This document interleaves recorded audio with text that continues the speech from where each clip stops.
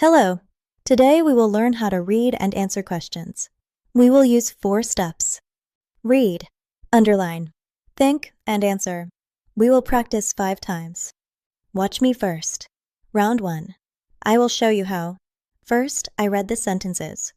Now I underline the important words Ria, Red Bull, Park, and Sam. 3's pause. Who is a red ball? 3's pause. I look back at the sentence. Ria has a red ball.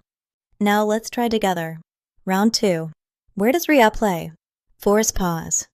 Let's find the word and underline it. 4's pause. Ria plays in the park. Great job. Round 3. Your turn.